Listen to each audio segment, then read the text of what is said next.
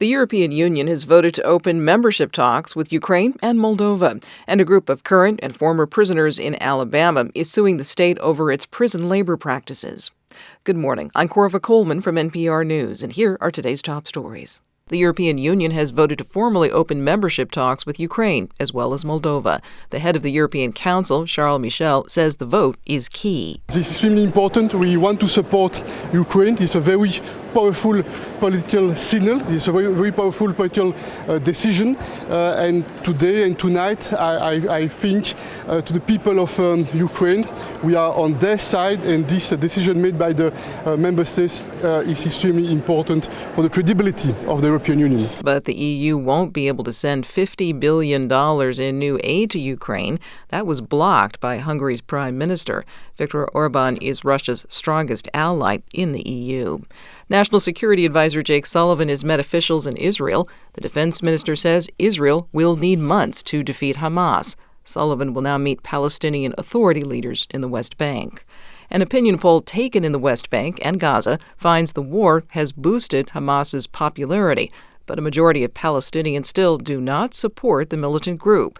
NPR's Frank Langfitt reports from Tel Aviv. The Palestinian Center for Policy and Survey Research, a well-regarded independent think tank, conducted the wide-ranging poll in person with more than 1,200 respondents. It found that support for Hamas had tripled in the West Bank, but a majority in both territories still don't support the group.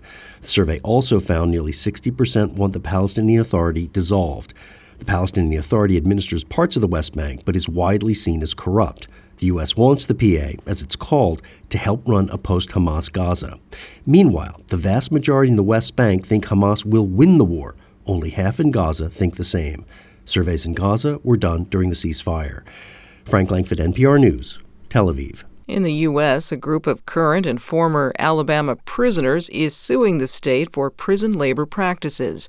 As NPR's Meg Anderson reports, the prisoners say they are forced to work for little or no pay. Working in prison is common across the country, and that work is typically required. The plaintiffs in the Alabama lawsuit work or worked in construction, factories, food service. They claimed if they refused, they risked being punished with things like solitary confinement or being deprived of food. Robert Earl Counsel is one of the plaintiffs. He's currently in prison. Alabama seems to be addicted to cheap labor.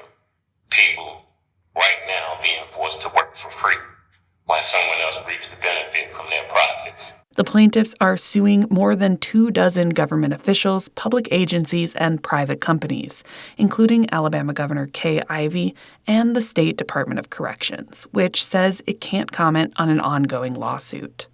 Meg Anderson, NPR News. You're listening to NPR News.